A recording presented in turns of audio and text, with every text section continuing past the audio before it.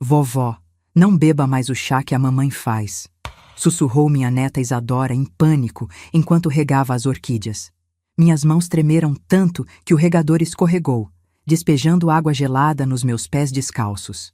Era uma manhã de setembro em São Paulo. O sol ainda tímido batia no jardim da casa na Vila Madalena, onde eu morava com minha filha Paula, há 2 anos, desde que descobri o câncer. Ou pelo menos era isso que eu acreditava ter descoberto. Naquele momento, vendo o terror nos olhos de uma menina de 12 anos, comecei a entender que minha própria filha estava me matando lentamente para ficar com o seguro de vida de 2 milhões que eu havia feito, pensando em proteger a família.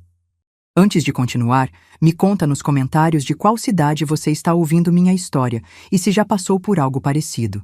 E não esquece de curtir para não perder histórias como essa. O jardim onde estávamos era meu refúgio há 15 anos, desde que me mudei para aquela casa depois da aposentadoria. Cada orquídea tinha sua história, sua personalidade. A Phalaenopsis branca, que ganhei do meu falecido marido Antônio no nosso último aniversário de casamento. As catleias roxas, que comprei numa feira da CEAGESP, quando ainda tinha forças para percorrer a cidade inteira atrás de plantas especiais. As oncidium amarelas que Paula me trouxe quando soube do meu diagnóstico, um presente que agora ganhava um significado sinistro.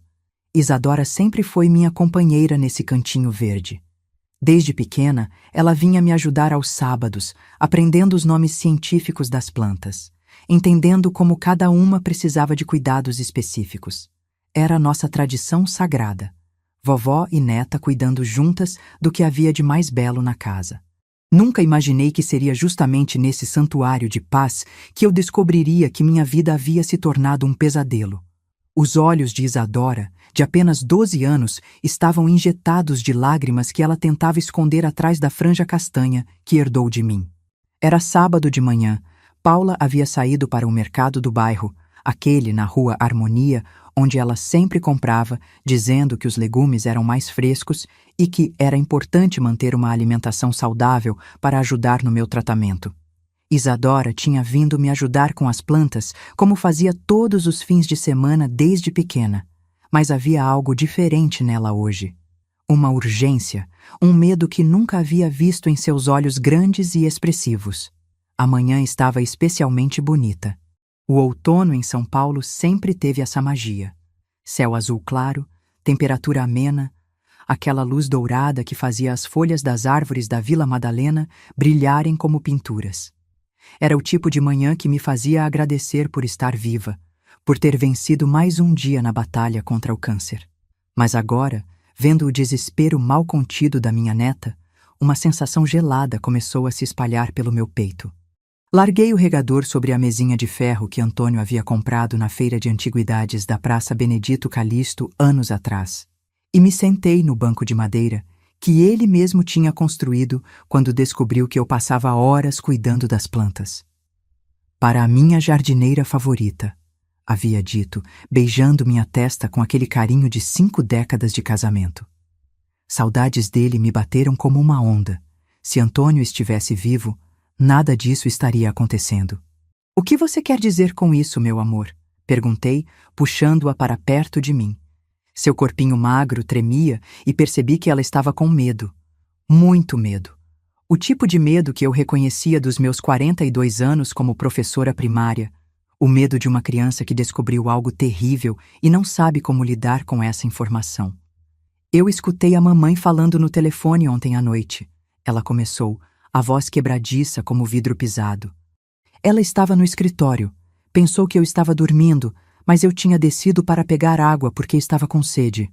Isadora engoliu seco antes de continuar, suas mãozinhas geladas agarrando as minhas com uma força desesperada. Ela disse que você está melhorando rápido demais, que precisa aumentar a dose do remédio no chá. E falou uma coisa sobre você estar resistindo mais do que deveria. Cada palavra dela era como uma facada no meu peito. Minha mente, treinada por décadas de observação e análise comportamental de crianças, começou a processar as informações com uma clareza terrível. Durante 2 anos, desde que Paula assumiu meus cuidados médicos após o diagnóstico de câncer de pâncreas, eu tomava religiosamente o chá que ela preparava todas as manhãs, às 7 em ponto. Um ritual sagrado, ela dizia. É fundamental manter a regularidade, mãe. O Dr. Henrique foi muito claro sobre isso. O chá tinha gosto amargo, metálico, nada parecido com as ervas medicinais que eu conhecia da minha infância no interior de Minas, onde minha avó me ensinou sobre camomila, erva doce, boldo. Sempre achei estranho aquele sabor, mas Paula insistia que era normal. Ervas medicinais potentes sempre têm gosto forte, mãe. É assim que sabemos que estão funcionando. E eu, confiante na formação dela como enfermeira, acreditava piamente em cada palavra. Agora, ouvindo minha neta de 12 anos repetir conversas que deveria ter sido mantidas em segredo absoluto, senti meu estômago gelar com uma certeza que eu não queria aceitar. Que dose, Isa? Dose de quê? Minha voz saiu mais áspera do que pretendia, carregada de uma ansiedade que eu mal conseguia controlar. A menina me olhou com aqueles olhos grandes e inteligentes que sempre foram sua marca registrada, herança genética que pulou uma geração. Paula nunca teve essa perspicácia aguçada. Isadora era especial desde bebê. Uma criança que fazia perguntas complexas aos 3 anos, que aprendeu a ler sozinha aos 4, que aos 12 já demonstrava uma maturidade emocional impressionante. Talvez fosse por isso que ela havia percebido coisas que os adultos da família escolheram ignorar. Ela não disse o nome do remédio, vovó, mas falou sobre acelerar o processo, porque o seguro está questionando a demora da... Isadora hesitou, mordendo o lábio inferior como sempre fazia quando estava nervosa. Da sua recuperação ou da sua morte? Não entendi direito. A palavra morte saindo da boca da minha neta me atingiu como um soco no estômago. E depois ela riu, vovó. Uma risada que me deu arrepio. Não era a risada normal da mamãe, era... diferente. Como se ela tivesse contado uma piada cruel. Meu mundo desabou naquele instante. Não de forma dramática como nos filmes, mas com uma certeza fria e calculada que se espalhou pelo meu corpo como veneno. Durante 42 anos como professora primária na Escola Estadual Professor João Silva Teles, ali mesmo na Vila Madalena, desenvolvi um instinto apurado para detectar mentiras. Sabia quando uma criança estava inventando desculpas para não ter feito a lição de casa. Sabia quando um pai estava mentindo sobre o motivo da ausência do filho. Sabia quando um colega de trabalho estava omitindo informações importantes. E tudo no comportamento da minha neta, a postura corporal, o tom de voz, a forma como evitava meu olhar direto, me dizia que ela estava falando a verdade. Uma verdade que eu não queria aceitar, mas que fazia um sentido terrível quando comecei a juntar as peças que havia escolhido ignorar nos últimos 2 anos. Lembrei-me de como Paula havia insistido para que eu fizesse aquele seguro de vida de R$2 milhões 3 anos atrás, logo após a morte do meu marido Antônio. Na época, eu estava vulnerável, ainda processando a perda do companheiro de toda uma vida, tentando me adaptar à solidão. Paula apareceu com toda a documentação pronta, com argumentos convincentes sobre proteção familiar. É para proteger a família, mãe, ela havia dito, sentada comigo nesta mesma mesa do jardim, folheando papéis que eu mal conseguia focar por causa das lágrimas. Se acontecer alguma coisa comigo ou com você, os netos estarão seguros financeiramente. O papai sempre quis que vocês tivessem essa tranquilidade. Isadora, escute bem o que a vovó vai te falar, disse, segurando suas mãozinhas frias nas minhas. Você não pode contar para ninguém que me disse isso, entendeu? Nem para sua mãe, nem para seus tios, para ninguém. Isso vai ser nosso segredo por enquanto. Ela assentiu, mas viu o medo se intensificar em seus olhos. Vovó, você vai morrer? A pergunta me partiu o coração. Como explicar para uma criança que sua própria mãe poderia estar tentando matar a avó? Como proteger sua inocência sem colocar ambas em risco? Não, meu amor. A vovó não vai morrer. Mas preciso descobrir algumas coisas antes de tomarmos qualquer atitude. Beijei sua testa, inalando o cheiro doce do shampoo infantil. Você pode me ajudar sendo minha espiã secreta? Os olhos dela se iluminaram um pouco. Como nos filmes. Exatamente como nos filmes. Mas tem que ser muito discreta, combinado? Depois que Isadora saiu para casa, ela morava a 2 quadras dali, numa casa que ajudei Paula e Carlos a comprar quando Isadora ainda era bebê. Fiquei sozinha com meus pensamentos e com um silêncio que de repente parecia ameaçador. A casa que durante 2 anos havia sido meu refúgio de tratamento agora se revelava potencialmente meu túmulo cuidadosamente planejado.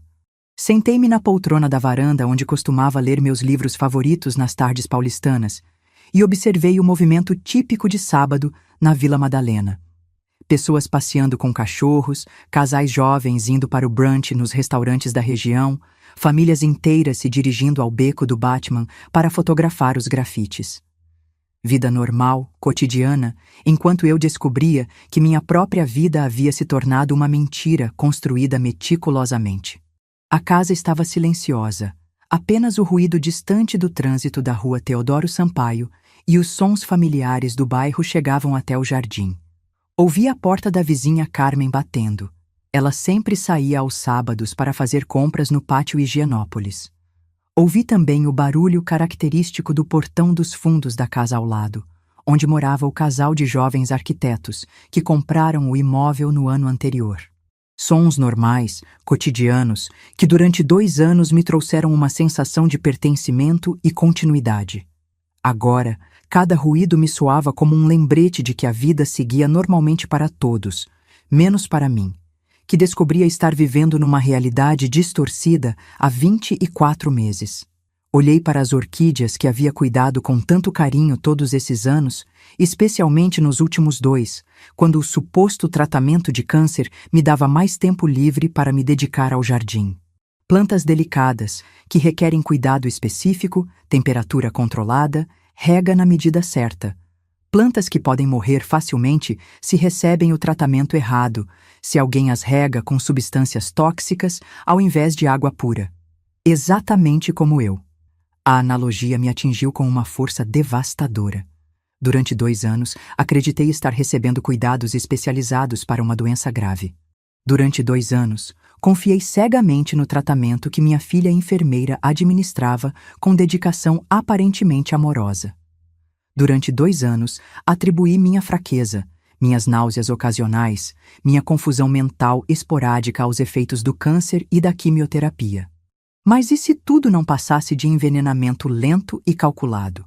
Comecei a repassar os últimos 2 anos da minha vida com olhos diferentes, como se fosse uma detetive analisando pistas que havia ignorado por ingenuidade ou confiança excessiva. O diagnóstico havia chegado de forma abrupta, numa época em que eu me sentia apenas um pouco mais cansada que o normal. Nada dramático, nada que justificasse pânico. Era um cansaço natural para uma mulher de 70 anos que havia acabado de perder o marido, que estava se adaptando à viuvez, reorganizando a vida após 5 décadas de casamento. Lembro-me claramente daquela tarde de março de 2023. Estava organizando os pertences de Antônio, doando roupas para a igreja do bairro, quando Paula chegou do trabalho com uma expressão preocupada que, na época, interpreto como cuidado filial. "Mãe, a senhora não está bem", ela havia dito, tirando o jaleco de enfermeira e se sentando ao meu lado no quarto que eu estava arrumando. "Está mais pálida, mais devagar. Precisa fazer uns exames." Eu havia protestado. "Paula, filha, é normal sentir cansaço depois do que passamos.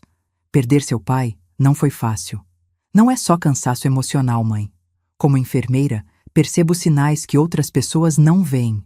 Ela segurou minha mão com aquele jeito carinhoso que sempre me tranquilizava.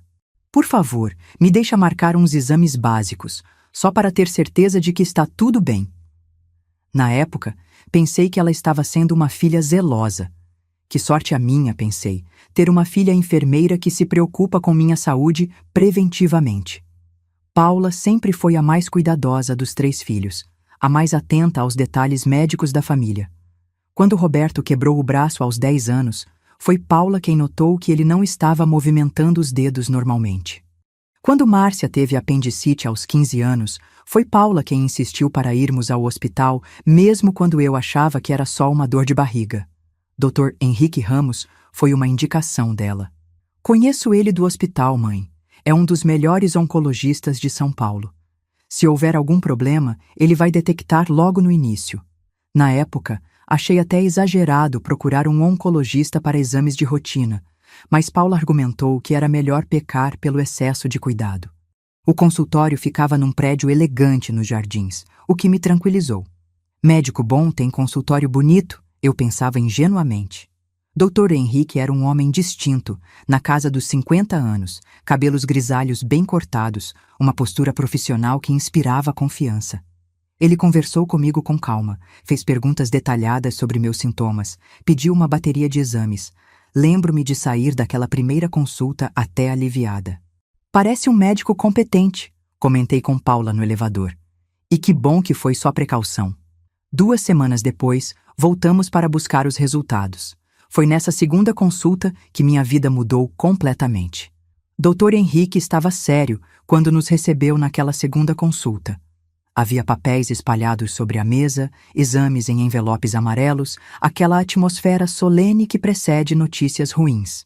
Paula estava ao meu lado, segurando minha mão, e lembro-me de ter pensado como era reconfortante ter uma filha enfermeira nessas horas. Dona Madalena, começou o médico, ajustando os óculos. Infelizmente, os exames confirmaram nossas suspeitas mais preocupantes. As palavras seguintes se transformaram numa névoa na minha memória. Câncer de pâncreas. Estado avançado. Prognóstico reservado. Tratamento paliativo. Palavras que sugaram toda a cor do mundo, que transformaram meu futuro numa contagem regressiva cruel. Lembro-me de Paula chorar. Lágrimas genuínas, ou pelo menos era o que eu acreditava na época. Lembro-me de ela assumir imediatamente o controle da situação. Doutor, quais são nossas opções? O que precisa ser feito? O importante agora é manter a qualidade de vida da sua mãe. Dr. Henrique respondeu. Medicação para dor, tratamento para enjoo e um suplemento fitoterápico que desenvolvi especialmente para casos como este. Ajuda a retardar a progressão e alivia muitos sintomas. Paula anotava tudo num caderninho, fazendo perguntas técnicas que eu mal compreendia. E a quimioterapia tradicional?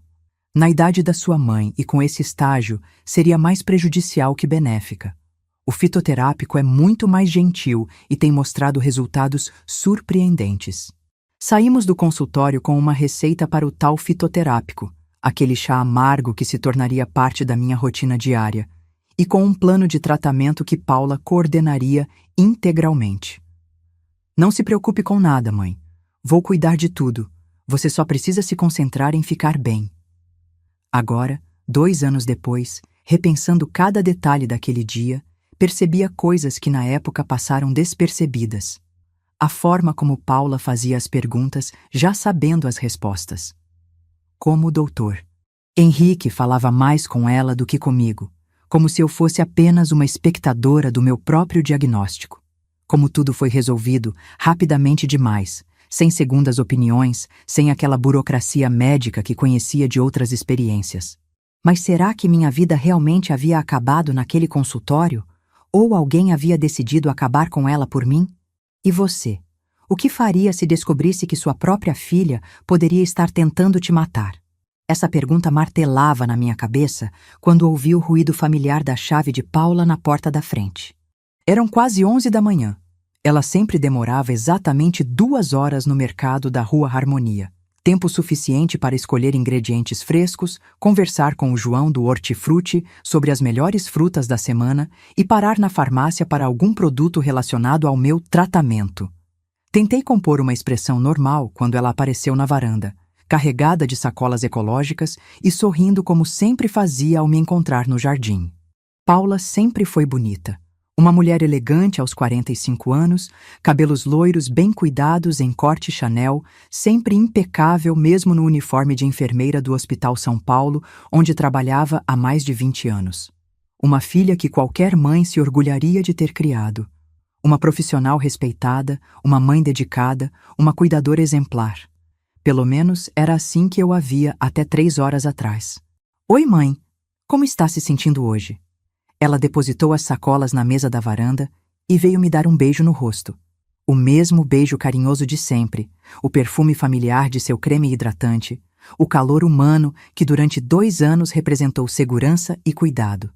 Agora, cada gesto dela me parecia envenenado pela suspeita que Isadora havia plantado em minha mente. Bem, filha, estava cuidando das orquídeas. Forcei um sorriso que esperava parecer natural. Isadora passou aqui mais cedo. Algo mudou imperceptivelmente no rosto de Paula. Foi sutil, quase imperceptível, mas depois de décadas observando rostos de crianças mentindo sobre lição de casa esquecida, aprendi a ler microexpressões como quem lê livros abertos. Um leve tensionamento dos músculos ao redor dos olhos, uma pausa quase imperceptível antes da resposta. Um sorriso que demorou meio segundo a mais para se formar. Ah, que bom que ela veio te fazer companhia. Paula se afastou rapidamente, começando a organizar as compras. Você sabe como ela adora conversar com a vovó. Espero que não tenha te cansado com tantas perguntas. Perguntas. A palavra ecoou em minha mente com uma ressonância estranha. Que tipo de perguntas uma avó poderia fazer que cansariam uma criança? Ou que tipo de perguntas uma criança poderia fazer que deixariam uma mãe nervosa? Ela é uma menina curiosa mesmo, respondi, observando cada movimento de Paula com atenção renovada. Sempre quer saber sobre tudo. Paula parou de guardar os produtos e me olhou por cima do ombro. Sobre tudo o quê, exatamente? A pergunta saiu mais rápida do que deveria, mais carregada de interesse do que uma conversa casual justificaria. Naquele momento, tive certeza absoluta de que minha filha sabia que Isadora havia descoberto algo que não deveria saber. Sobre as plantas, sobre minha juventude, coisas de vovó e neta. Mantive o tom leve, despreocupado. A propósito, trouxe aquela erva especial que estava em falta? Paula relaxou visivelmente. Trouxe sim. O farmacêutico disse que tinha chegado uma remessa nova hoje de manhã. Vai poder tomar seu chá normalmente amanhã. Erva especial. A substância que possivelmente estava me matando gota a gota, dia após dia, servida com carinho maternal em xícaras de porcelana que ganhei de presente de casamento. A substância que minha filha buscava pessoalmente, que guardava com cuidado especial, que administrava com precisão de enfermeira experiente. Meu sangue gelou novamente, mas dessa vez consegui manter a compostura. Paula, chamei, tentando manter a voz casual enquanto meu coração disparava. Você poderia me explicar de novo para que serve exatamente essa erva? O Dr. Henrique falou tão rápido na última consulta que confundi tudo. Ela parou completamente o que estava fazendo, ficando imóvel por alguns segundos com as costas voltadas para mim. Pude ver sua postura se enrijecer ligeiramente, os ombros se tensionando de uma forma que conhecia bem. Era exatamente assim que meus alunos reagiam quando eu fazia uma pergunta para a qual eles não tinham resposta preparada. Quando se virou, seu sorriso parecia diferente, ainda carinhoso na superfície, mas havia algo forçado nele, algo que não chegava aos olhos. É um suplemento natural que potencializa o efeito da quimioterapia, mãe. Já expliquei isso várias vezes. Sua voz tinha um tom ligeiramente impaciente, como se estivesse falando com uma criança teimosa. A senhora anda meio esquecida ultimamente. Deve ser o cansaço do tratamento. Esquecida. Era assim que ela justificava qualquer questionamento meu nos últimos meses.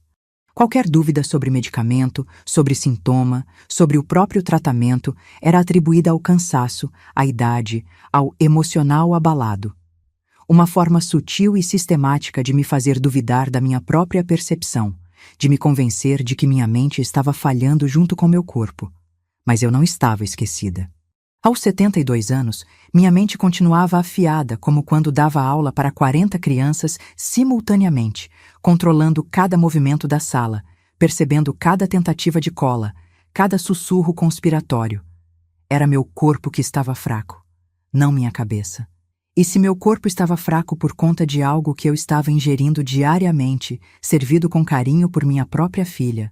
Claro, filha, deve ser isso mesmo. Aceitei a explicação externamente, mas por dentro, cada neurônio estava em alerta máximo, processando informações, catalogando comportamentos suspeitos, montando um quebra-cabeças terrível. O resto da manhã passou numa estranha normalidade superficial. Paula preparou o almoço, um escondidinho de carne que sempre foi meu prato favorito, feito com o cuidado de quem realmente ama. Conversamos sobre amenidades. O tempo que estava esquentando para a primavera, as flores do jardim que estavam desabrochando, os planos dela para as férias de fim de ano. Mas eu observava tudo com olhos novos. A forma como ela controlava cada aspecto da minha alimentação, sempre oferecendo para servir meu prato. Como insistia que eu tomasse os suplementos sempre no mesmo horário. Como desconversava quando eu perguntava detalhes técnicos sobre meu tratamento. Naquela tarde, quando Paula saiu para trabalhar no turno da tarde, ela trabalhava em escalas alternadas no hospital, fiquei sozinha com meus pensamentos e uma determinação crescente. Se minha suspeita estava correta, se minha própria filha realmente estava me envenenando lentamente, eu precisaria de provas concretas. E precisaria ser extremamente cuidadosa para obter essas provas sem levantar suspeitas. Fui até o armário da cozinha, onde Paula guardava a tal erva especial. Estava numa caixinha sem rótulo comercial, apenas com uma etiqueta manuscrita em letra de médico. Chá medicinal, Dr. Henrique Ramos. Nenhum ingrediente listado, nenhuma bula explicativa, nenhum registro de laboratório ou farmácia. Para alguém com formação em enfermagem como Paula, isso deveria ser no mínimo suspeito. Medicamentos sempre têm identificação completa, procedência clara, instruções detalhadas. A menos que não fossem medicamentos de verdade. Abri a caixinha com mãos trêmulas. Lá dentro, pequenos saquinhos plásticos continham uma mistura de ervas secas que não reconheci. O cheiro era estranho, químico, nada parecido com as ervas medicinais naturais que conhecia da minha infância no interior de Minas, onde minha avó, Conceição, me ensinou sobre camomila, erva cidreira, boldo do Chile. Com cuidado, peguei uma pequena quantidade da mistura e guardei numa sacolinha que escondi no fundo da gaveta das minhas roupas íntimas. Se fosse descoberta, inventaria alguma desculpa sobre querer verificar se não estava vencida ou mofada. Mas, primeiro, precisava de alguém que pudesse me ajudar. Alguém em quem confiasse completamente, que tivesse conhecimento técnico para analisar aquela substância e que fosse discreto o suficiente para não alertar Paula sobre minhas suspeitas. Carmen. Doutora Carmen Mendes. Minha vizinha e ex-colega de magistério que havia se tornado farmacêutica após se aposentar da educação. Morávamos na mesma rua há 15 anos. Desenvolvemos uma amizade sólida baseada em décadas de experiência profissional similar. Se alguém poderia me ajudar discretamente, era ela.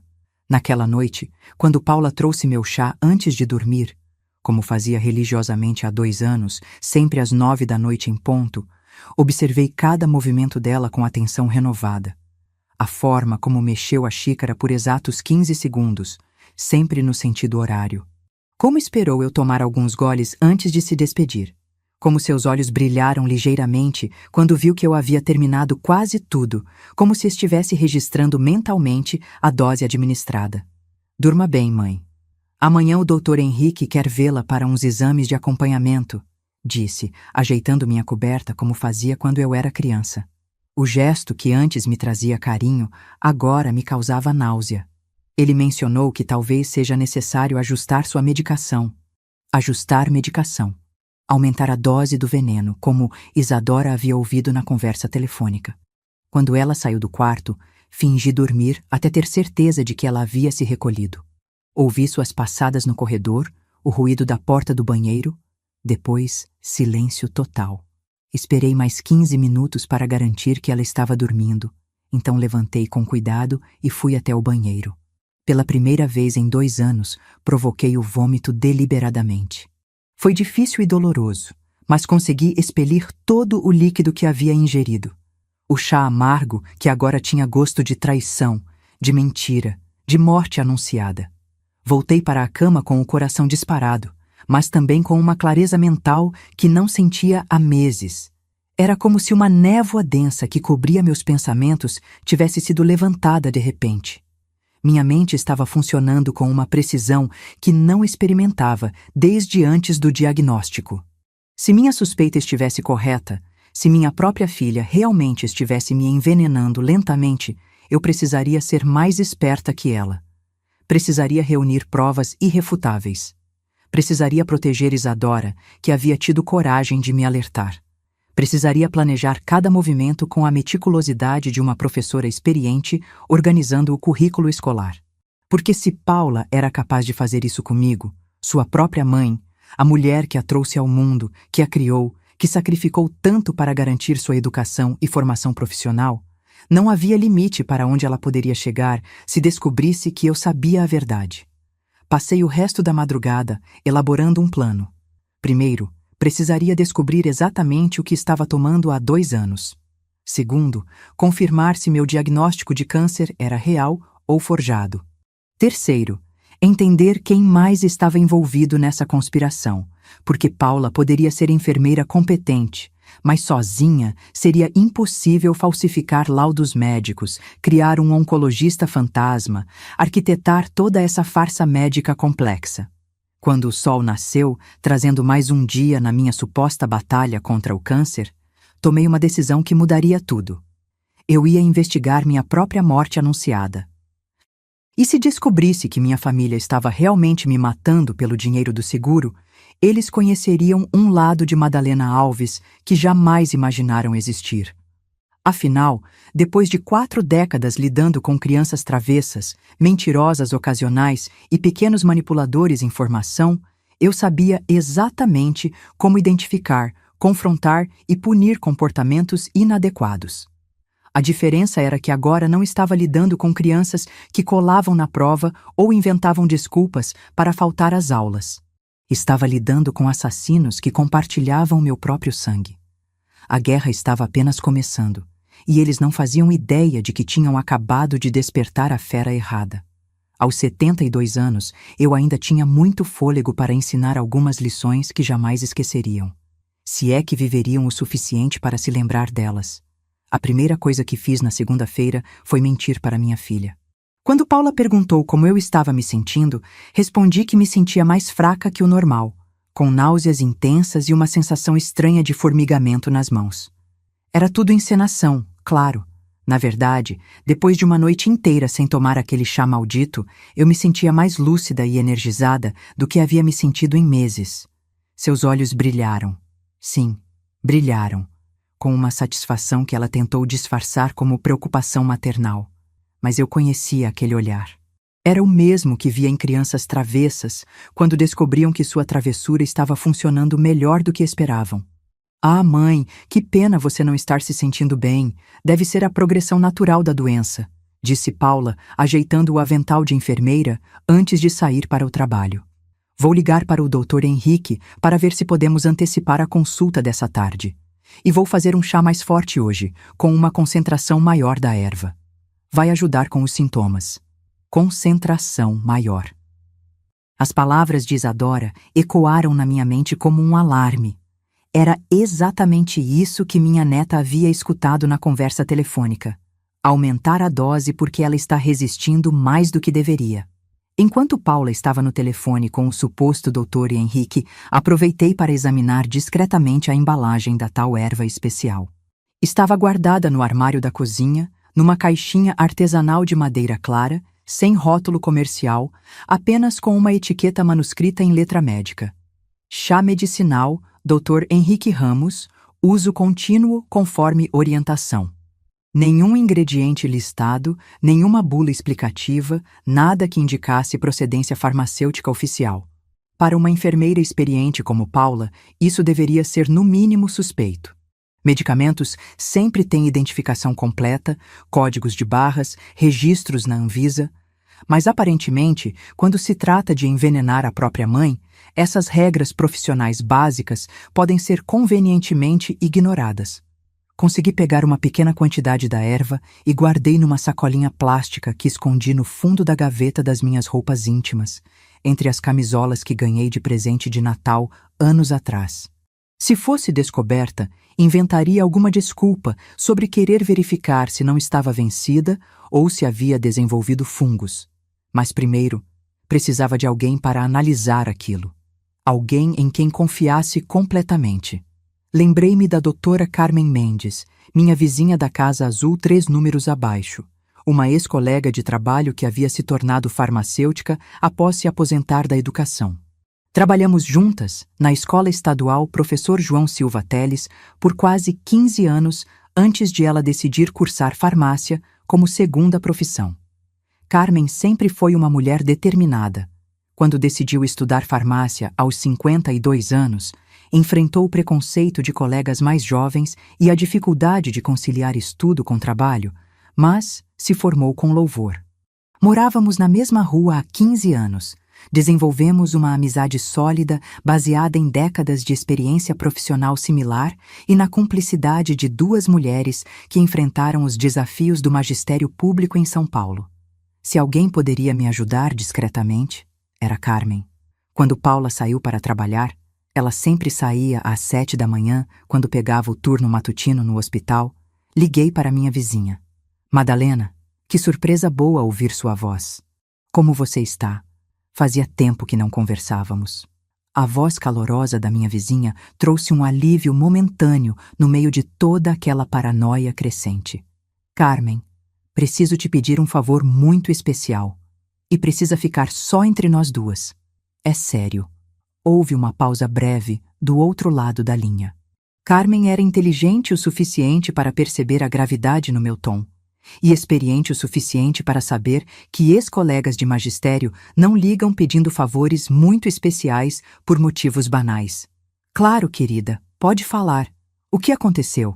Expliquei que gostaria de fazer uma análise discreta de uma erva medicinal que estava tomando, sem dar muitos detalhes sobre minhas suspeitas. Carmen não fez perguntas invasivas. Amizade de décadas constrói esse tipo de confiança. Ela entendeu que se eu estava pedindo discrição, havia motivos sérios para isso. Posso te ajudar, sim. Tenho contatos no laboratório da USP que fazem análises toxicológicas. Você pode trazer a amostra aqui em casa esta tarde?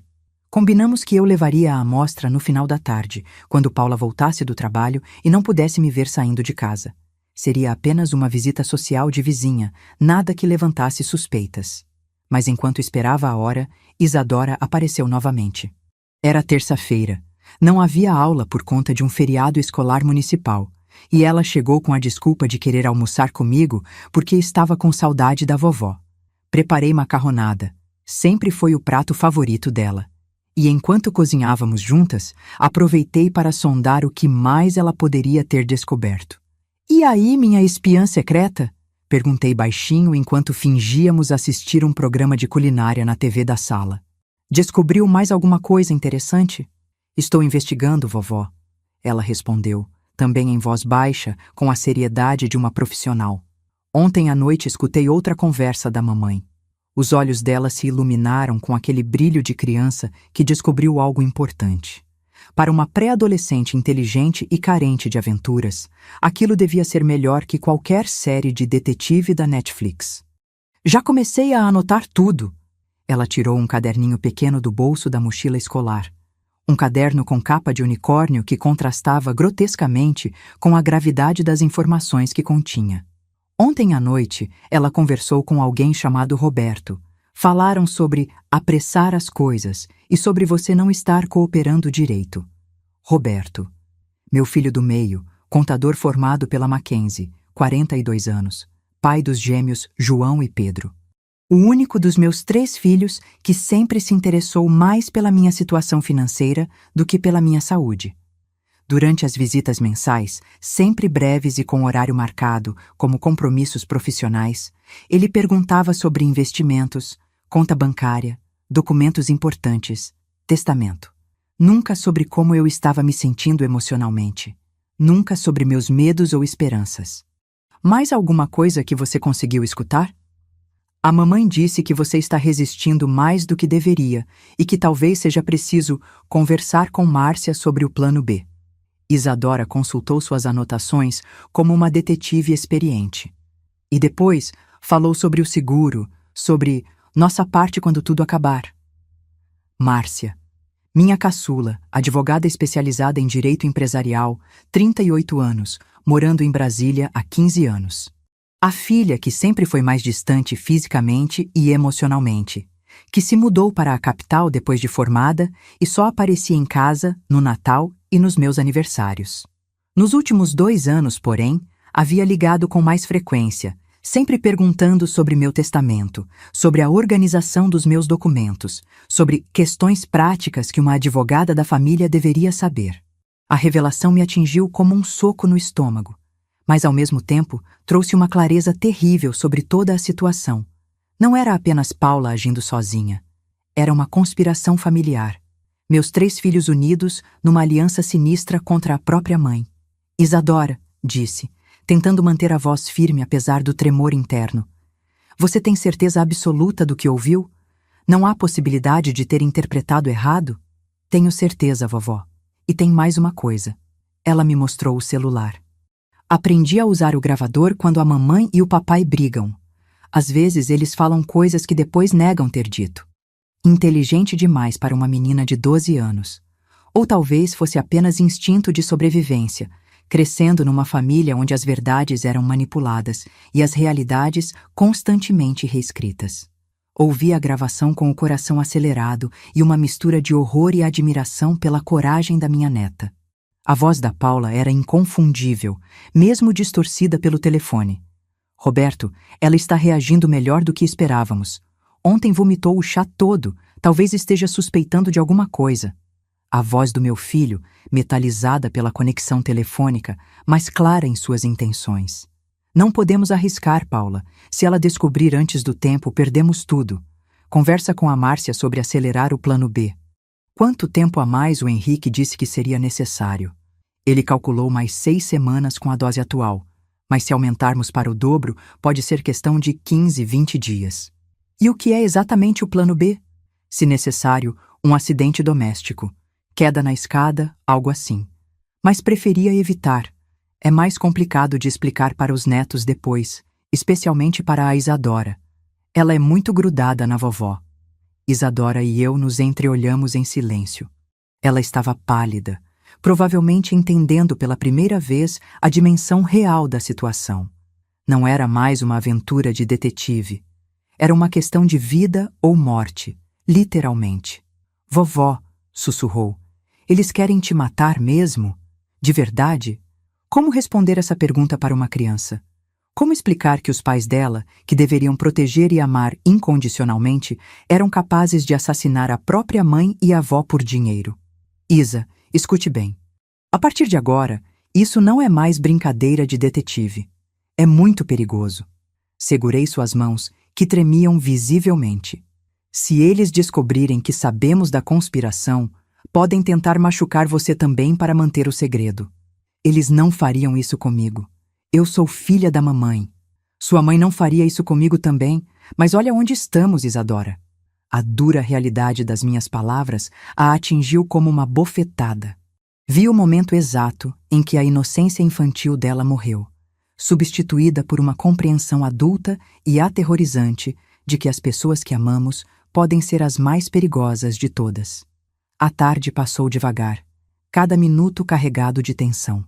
Levei a amostra da erva para Carmen, inventando uma desculpa para Paula sobre precisar comprar remédio na farmácia da rua Teodoro Sampaio. Carmen prometeu resultados em 2 ou 3 dias, usando contatos dela no laboratório de toxicologia da universidade. Madalena, ela disse antes de eu sair, se você está suspeitando do que imagino que está, precisa ser muito cuidadosa. E talvez devesse considerar ir à polícia. Ainda não, Carmen. Preciso de provas irrefutáveis antes de acusar meus próprios filhos de tentativa de homicídio. Quando voltei para casa no final da tarde, encontrei Roberto na sala, conversando baixinho com Paula na cozinha. Fazia 3 semanas que ele não aparecia. Suas visitas sempre foram mensais e previsíveis. A presença dele ali, justamente no dia seguinte às conversas que Isadora havia gravado, não era coincidência. Oi, mãe! Que bom ver você de pé e andando. Roberto se aproximou para me cumprimentar com aquele sorriso largo e carismático que sempre foi sua marca registrada. Sempre foi o mais encantador dos 3 filhos. Aquele que conseguia convencer qualquer um de qualquer coisa. Sorriso fácil, abraço caloroso, conversa envolvente. Agora cada gesto dele me parecia calculado, cada palavra carregada de significados ocultos. É, filho, alguns dias são piores que outros. Forcei um sorriso cansado, interpretando o papel da mãe doente e frágil que eles esperavam ver. Mas vocês não precisam se preocupar tanto. Ainda tenho uns anos pela frente, se Deus quiser.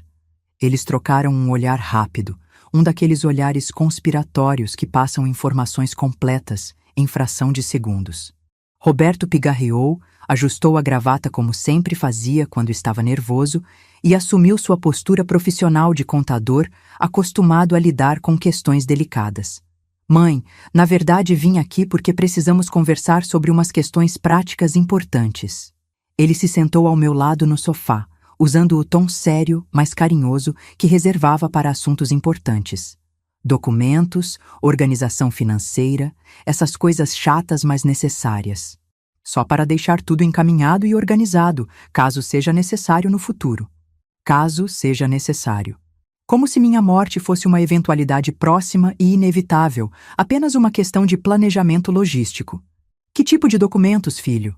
Procuração geral, testamento atualizado, acesso às contas bancárias e investimentos. A Márcia está vindo de Brasília no fim de semana, especificamente para ajudar com a parte legal. Roberto falava com a naturalidade profissional de quem discute estratégias empresariais. É normal e recomendável em casos como o seu, mãe. Faz parte do cuidado responsável com a família.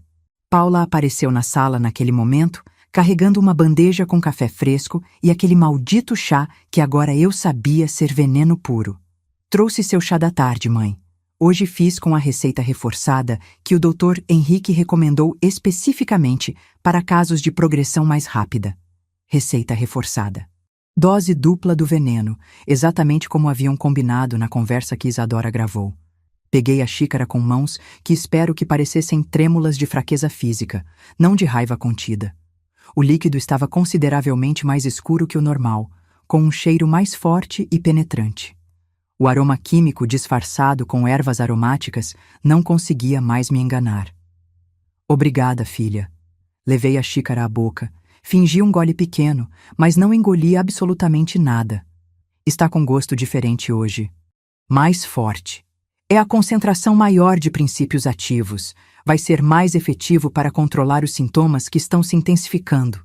Roberto observava toda a encenação com atenção profissional, como um gerente supervisionando um processo importante.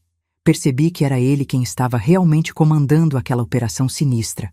Paula seguia ordens e cuidava da parte prática do envenenamento, mas meu filho era o cérebro administrativo da conspiração. E você? Já teve a sensação de que pessoas que ama estão mentindo descaradamente na sua cara, planejando sua morte enquanto sorriem carinhosamente? Depois que Roberto saiu, não sem antes marcar nossa conversa sobre documentos para quinta-feira, Paula insistiu para que eu descansasse cedo. O Dr. Henrique ligou mais cedo. Quer te ver amanhã de manhã para uns exames de acompanhamento mais detalhados, disse, me tucando na cama como fazia quando eu era criança. O gesto que durante 7 décadas representou carinho maternal agora me causava náusea física. Ele mencionou que talvez seja necessário ajustar sua medicação para uma fase mais intensiva do tratamento. Fase mais intensiva. Dose letal. Esperei ela dormir profundamente e fui até o banheiro vomitar o pouco do chá que havia engolido involuntariamente. Cada vez que fazia isso, me sentia mais fraca fisicamente por conta da desidratação, mas mentalmente mais alerta e determinada.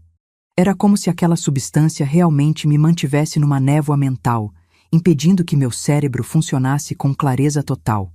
Na manhã seguinte, no consultório do Dr. Henrique, observei tudo com olhos de investigadora experiente. O médico era um homem aparentemente na casa dos 50, bem vestido, consultório elegante e bem localizado nos jardins.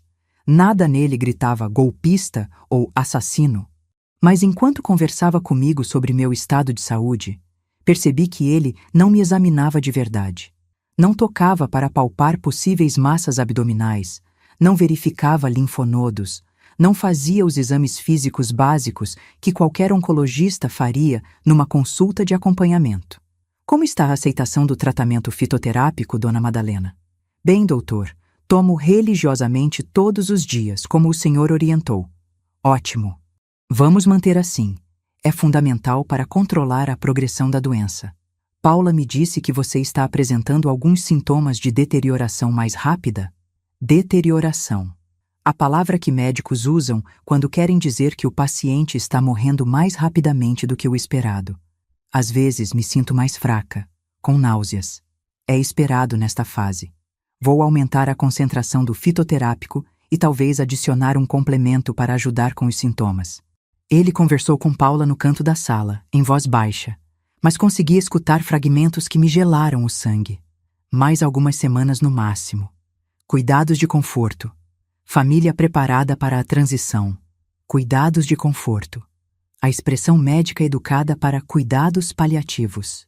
O que se faz quando não há mais esperança de cura, quando o foco muda de tratamento para alívio do sofrimento antes da morte inevitável. Na volta para casa, Paula estava mais solícita que o normal, como uma enfermeira dedicada cuidando dos últimos dias de um paciente terminal. Comprou meu pão francês favorito na padaria do seu Joaquim, fez aquele escondidinho de carne com batata doce que eu adorava, ligou para Isadora convidando-a para um almoço especial de domingo, conosco. Quero que você aproveite bem esses momentos com os netos, mãe. É importante criar memórias especiais que eles possam levar para o resto da vida. E memórias especiais antes de eu morrer. Despedidas disfarçadas de momentos familiares carinhosos. Tudo fazia sentido agora. A súbita atenção de filhos que durante anos foram distantes.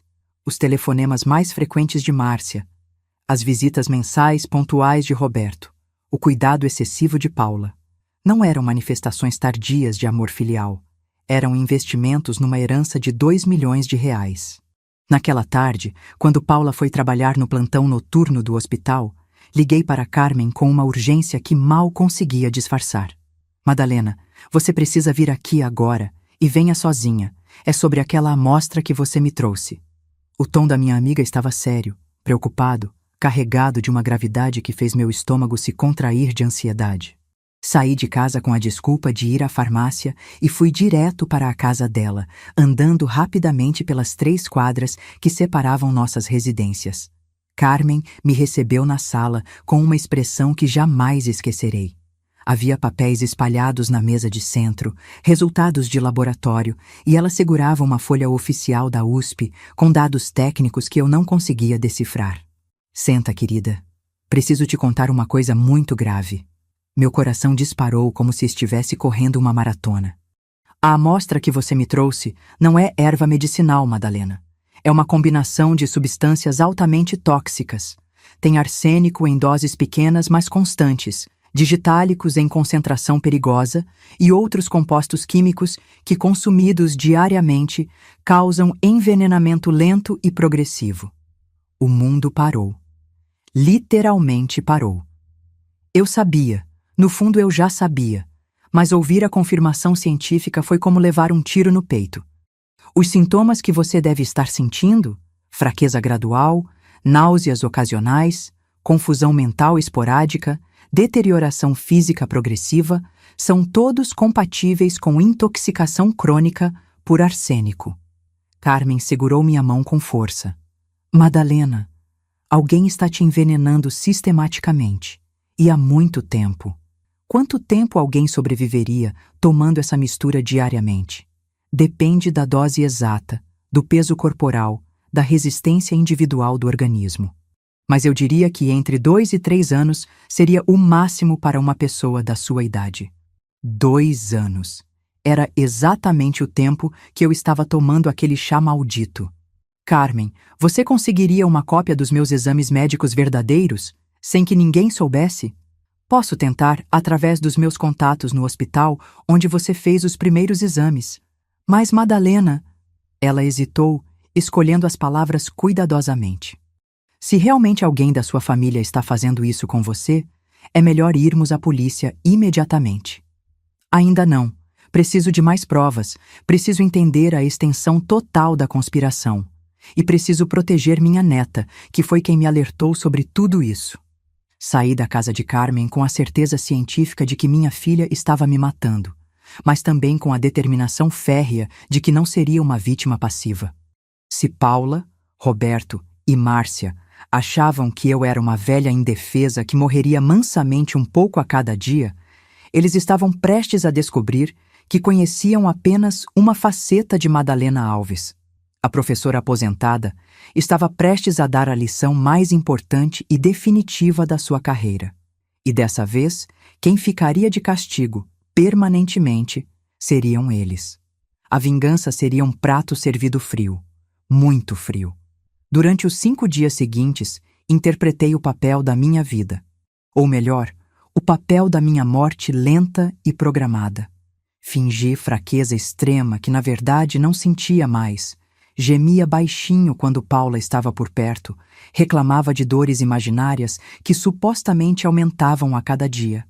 O mais difícil era fingir confusão mental, deixar conversas pela metade, perguntar a mesma coisa 2 vezes, demonstrar a deterioração cognitiva que meus assassinos esperavam ver como resultado do envenenamento progressivo. Cada gemido falso, cada demonstração de fraqueza era uma pequena vingança antecipada. Ver os olhos de Paula brilharem de satisfação quando eu piorava me dava uma raiva fria que alimentava minha determinação. Era nauseante perceber como minha própria filha se alegrava genuinamente com meu suposto sofrimento, como se cada sintoma fosse uma vitória pessoal dela. Mas também era educativo. Durante 42 anos de magistério, aprendi que conhecer profundamente seu adversário é fundamental para vencê-lo. E agora eu estava estudando minha filha assassina com a mesma dedicação que costumava estudar crianças problemáticas na sala de aula. Na quinta-feira, Carmen conseguiu uma cópia dos meus prontuários médicos através de Lúcia, uma conhecida que trabalhava na administração do Hospital das Clínicas. O que descobrimos foi ainda mais chocante e revoltante do que eu havia imaginado, mesmo com todas as minhas suspeitas. Madalena, seus exames originais de 2 anos atrás não indicavam câncer algum, disse Carmen, mostrando os papéis espalhados na mesa da sua cozinha. Havia apenas uma pequena inflamação no pâncreas, completamente normal para sua idade, e facilmente tratável com dieta adequada e anti-inflamatório simples. Minha mão tremeu violentamente ao segurar os documentos oficiais. Ali estavam meus exames reais, meus verdadeiros resultados médicos: ultrassonografia abdominal normal, tomografia computadorizada sem alterações significativas, marcadores tumorais todos dentro da normalidade absoluta, hemograma completo perfeito para uma mulher de 70 anos. Não havia câncer. Nunca houve câncer. Durante 2 anos inteiros, vivi acreditando que estava morrendo de uma doença que não existia. Mas então, os laudos que o Dr. Henrique me mostrou naquela consulta terrível foram falsificados grosseiramente. Olha só estas inconsistências. Carmen apontou para detalhes técnicos nos relatórios que o falso oncologista me havia mostrado. Os códigos de identificação hospitalar não batem com nenhum sistema real. As assinaturas são completamente diferentes dos médicos verdadeiros e têm erros médicos básicos que um oncologista formado jamais cometeria. Dr. Henrique Ramos não era apenas cúmplice da conspiração. Ele era o arquiteto médico de toda a farsa elaborada. Provavelmente nem médico de verdade era. Tem mais uma coisa perturbadora, continuou Carmen, folheando outros documentos. Consegui descobrir o endereço real do consultório que consta nos receituários dele. Não existe. O endereço registrado é de um prédio comercial que está vazio há 8 meses, com placas de "aluga-se" na porta. O sangue gelou completamente nas minhas veias. Durante 2 anos inteiros, frequentei consultas com um médico fantasma, num consultório que não existia na realidade. Como isso havia sido possível sem que eu percebesse? Mas então onde eram as consultas que fiz com ele? Você lembra dos endereços específicos? Forcei minha memória, tentando reconstruir cada visita médica dos últimos 2 anos. Ele sempre me recebia em clínicas parceiras diferentes. Lembrei, a verdade se tornando cristalina e aterrorizante. Dizia que atendia em vários lugares por conta da alta demanda de pacientes oncológicos. Paula sempre me levava, sempre sabia exatamente onde ir. Paula conhecia cada local, cada data, cada endereço, porque ela mesma organizava e coordenava toda a farsa. Ela que agendava as consultas, ela que me acompanhava fielmente, ela que controlava toda a narrativa médica da minha suposta doença terminal. 2 horas depois, ainda processando a dimensão completa da traição, voltei para casa fingindo ter ido apenas comprar remédios na farmácia. Encontrei a casa silenciosa.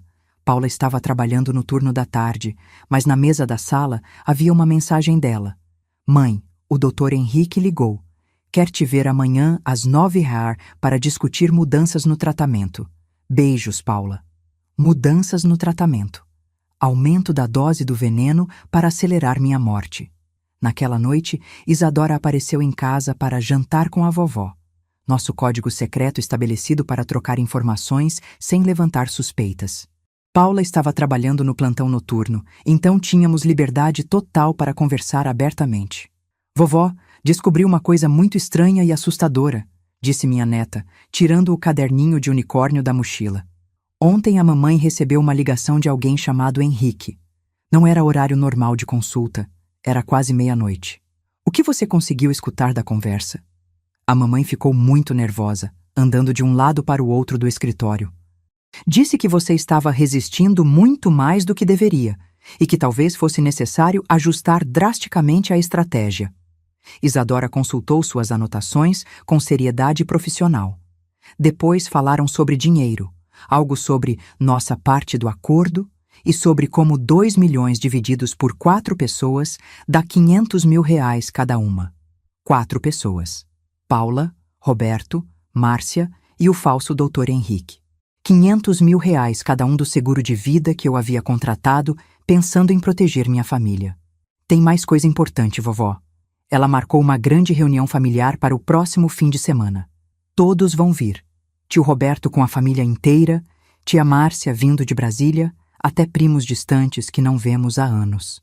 A voz de Isadora estava carregada de uma maturidade perturbadora. A mamãe disse que era importante todos se despedirem direito da vovó enquanto ainda dá tempo. Despedida oficial. Eles estavam organizando minha despedida definitiva porque acreditavam que eu morreria em questão de dias ou semanas no máximo. Era hora de acelerar dramaticamente meu próprio plano de contra-ataque. No sábado de manhã, Márcia chegou de Brasília como um furacão de eficiência jurídica. Minha filha caçula entrou em casa carregando uma maleta de couro preta, um laptop prateado e várias pastas organizadas com etiquetas coloridas. Ela me abraçou com aquele carinho protocolar que sempre caracterizou nosso relacionamento. Carinho suficiente para cumprir obrigações familiares, mas distante o bastante para não criar vínculos emocionais profundos. Oi, mãe, como está se sentindo hoje? Perguntou, observando-me com olhos clínicos que avaliavam minha condição física aparente. Cansada, filha. Muito, muito cansada. Deixei minha voz sair mais fraca e derrotada possível. Às vezes penso que talvez seja melhor parar de lutar contra essa doença e aceitar o inevitável.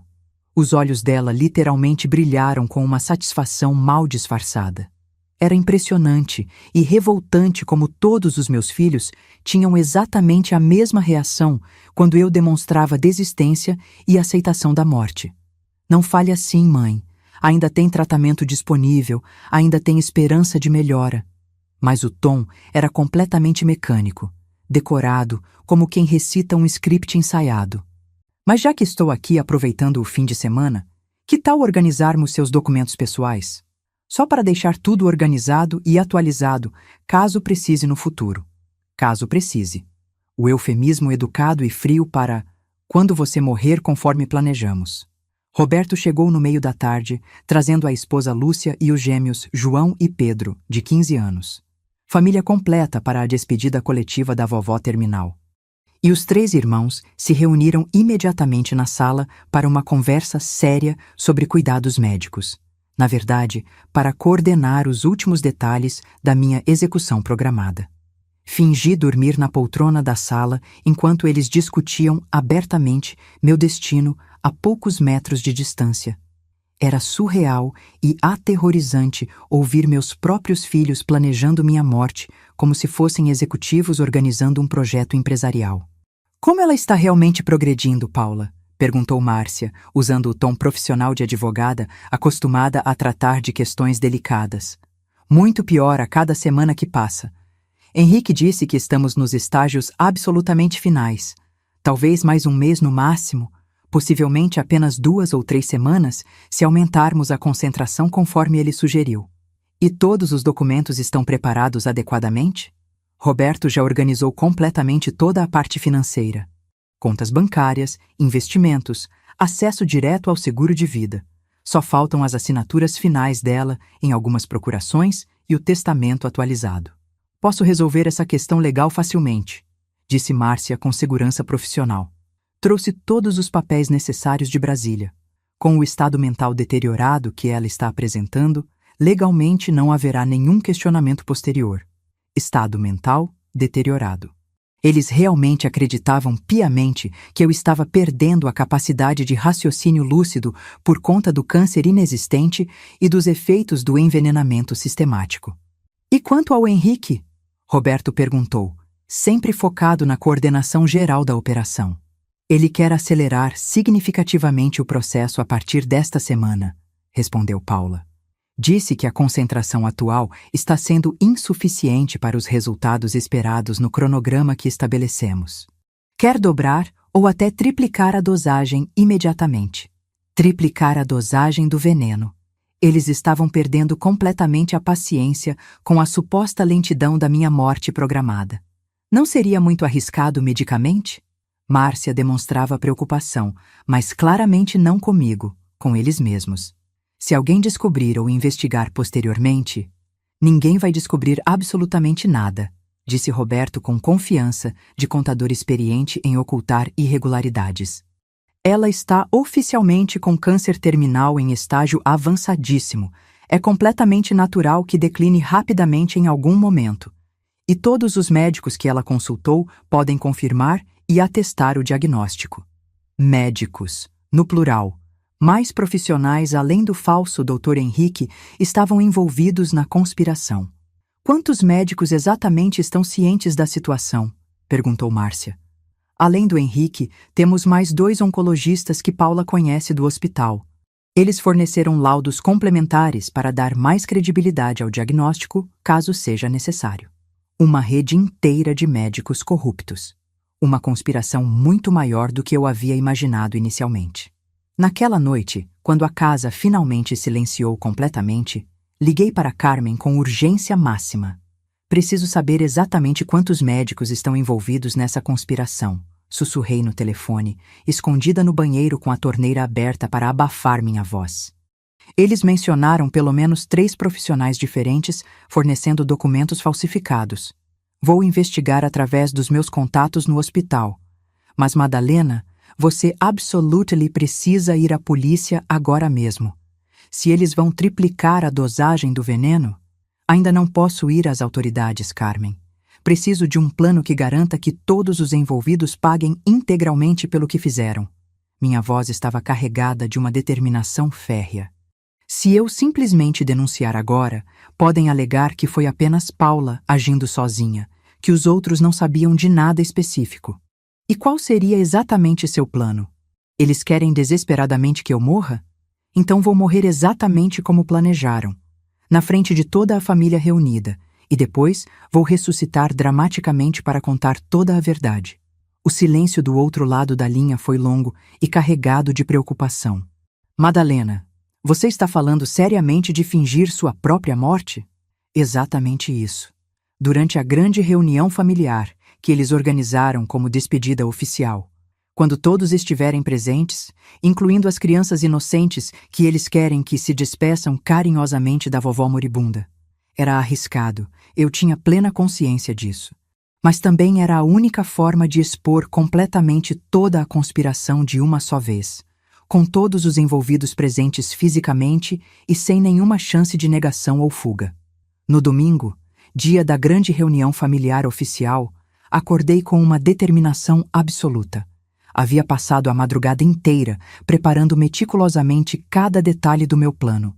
Carmen viria como vizinha preocupada para uma visita de cortesia, na realidade, para ser minha testemunha médica e auxiliar técnica.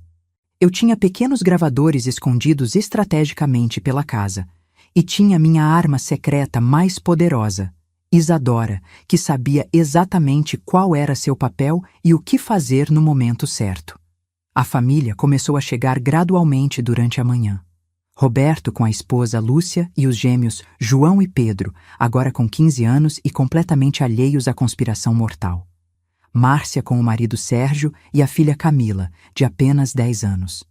Paula com Isadora e meu genro Carlos, que também não sabia de absolutamente nada. Até alguns parentes mais distantes apareceram, primos de segundo grau, cunhados que não via há anos, pessoas que normalmente só apareciam em casamentos e funerais. Era literalmente uma reunião de velório antecipado, só que eu ainda estava tecnicamente viva. Durante o almoço especial que Paula havia preparado, todos os meus pratos favoritos, como uma última ceia, observei cada um dos meus filhos representando magistralmente o papel de filho dedicado e amoroso. Roberto contando histórias engraçadas da nossa infância, para alegrar o ambiente pesado. Márcia organizando álbuns de fotos antigas para preservar as memórias familiares preciosas. Paula sendo a cuidadora perfeita e atenciosa, sempre preocupada com minhas necessidades e conforto. Mas eu conseguia ver além da representação convincente. Via os olhares conspiratórios que trocavam quando achavam que eu não estava prestando atenção. Via a impaciência mal disfarçada quando eu demorava para responder alguma pergunta simples. Via a forma como calculavam mentalmente quanto tempo ainda teriam que manter aquela farsa elaborada antes de finalmente ficarem livres de mim e ricos com minha herança. Por volta das 3 da tarde, Paula trouxe cerimoniosamente meu chá da tarde.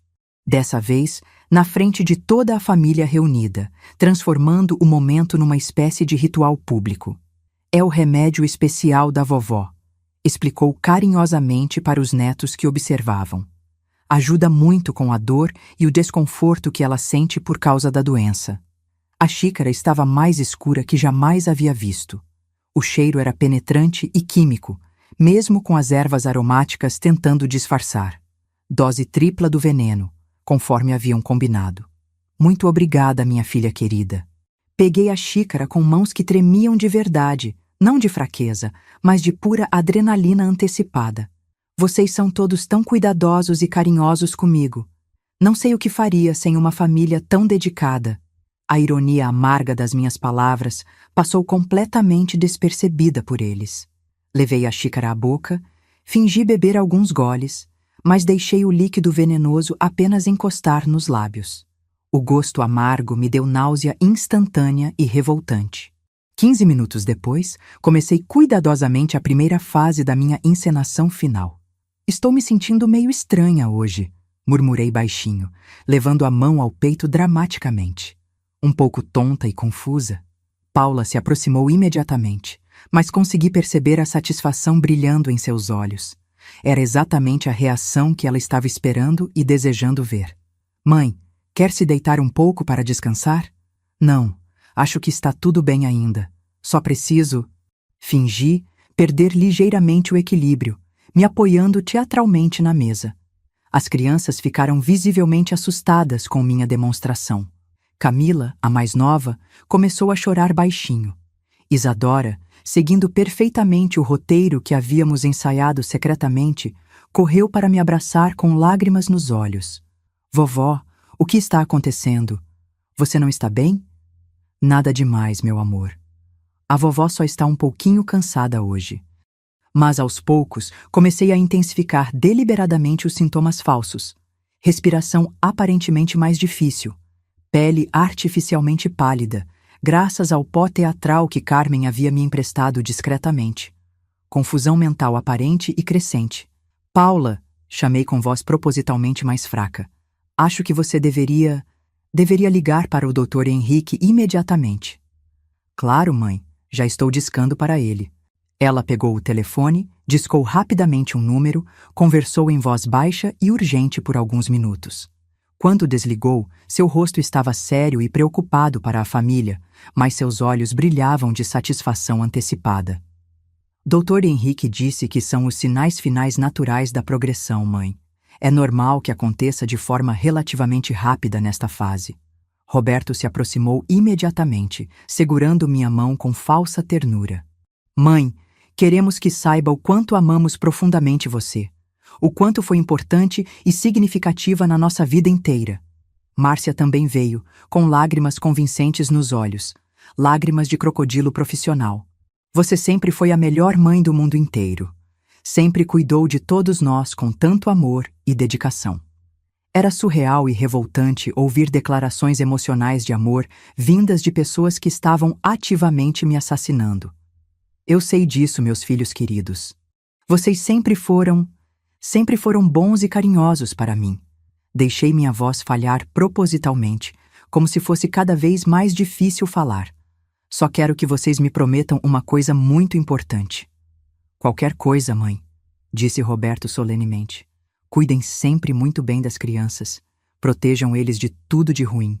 Nunca permitam que ninguém machuque essas crianças preciosas. A ironia não passou despercebida por mim. Ali estava eu, sendo morta pelos próprios filhos, pedindo para que protegessem os netos dos mesmos perigos que eu estava enfrentando. Prometemos solenemente, mãe, disse Paula, acariciando falsamente meu rosto. Sempre vamos proteger toda a família. Era nesse momento que eu deveria ter sentido amor genuíno e reconhecimento. Em vez disso, senti apenas nojo profundo e raiva fria. Por volta das 5 da tarde, comecei a fase final da grande encenação. Carmen havia chegado pontualmente como combinado, sob o pretexto inocente de trazer um remédio natural caseiro que poderia me ajudar com os sintomas. Madalena, como você está se sentindo? Perguntou, me examinando discretamente com um olhar médico profissional. Não muito bem, Carmen. Acho que finalmente chegou o fim que estava esperando. As palavras causaram comoção geral imediata. As crianças começaram a chorar abertamente. Os adultos se abraçavam, consolando uns aos outros em demonstrações teatrais de luto antecipado. Mas eu conseguia ver além das lágrimas superficiais. Via Roberto mentalmente calculando o tempo exato necessário para acionar oficialmente o seguro de vida. Via Márcia organizando mentalmente todos os trâmites legais que teria que resolver rapidamente. Via Paula coordenando os próximos passos práticos com a eficiência de uma enfermeira experiente. Preciso falar uma última coisa importante com todos vocês, disse, reunindo forças dramáticas para o gran finale. Por favor, aproximem-se todos de mim.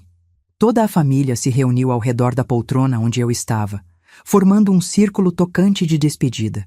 Até Carmen se aproximou, fingindo ser apenas uma vizinha solidária prestando apoio emocional. Vocês foram absolutamente tudo na minha vida, comecei, olhando cada pessoa nos olhos com intensidade teatral. Tudo que fiz durante todos esses anos foi pensando em vocês. Cada sacrifício, cada decisão difícil, cada momento. Deixei a voz falhar completamente de forma convincente. Fechei os olhos, relaxei todo o corpo e fingi morrer na frente de todos eles. Fiquei imóvel por exatos 10 minutos. 10 minutos eternos ouvindo minha família discutir minha morte como se fosse uma transação comercial complexa. 10 minutos escutando meus filhos organizarem metodicamente os próximos passos burocráticos para lucrar com meu suposto falecimento. O que mais me machucou profundamente não foram as discussões frias sobre dinheiro e herança. Foi ouvir Márcia consolando carinhosamente Isadora. Não chora assim, filha. A vovó estava sofrendo muito ultimamente. Agora ela finalmente está em paz e sem dor. Mentiras descaradas para uma criança inocente que sabia toda a verdade sórdida, que havia me ajudado corajosamente a descobrir tudo, que agora precisava fingir luto genuíno por uma avó que estava perfeitamente viva.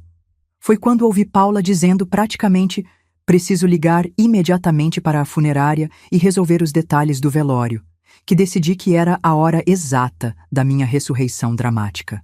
Abri os olhos lentamente, como quem desperta de um sono profundo. O primeiro a me ver foi João, um dos gêmeos de Roberto. O garoto de 15 anos ficou instantaneamente pálido como papel. Gente, olhem, a vovó, ela O que foi agora, João? Paula perguntou impaciente, ainda de costas para mim, mexendo no celular para fazer as ligações necessárias. Ela abriu os olhos. A vovó está olhando para nós. O silêncio que se seguiu foi diferente de todos os silêncios que já havia presenciado na minha vida. Era o silêncio do absolutamente impossível acontecendo diante de testemunhas múltiplas.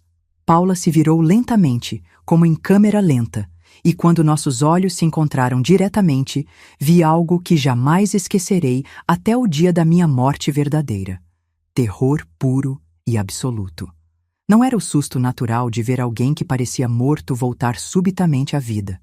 Era o terror específico e inconfundível de quem sabe que foi completamente descoberto em flagrante. Mãe? Sua voz estava totalmente diferente, quebrada, quase irreconhecível.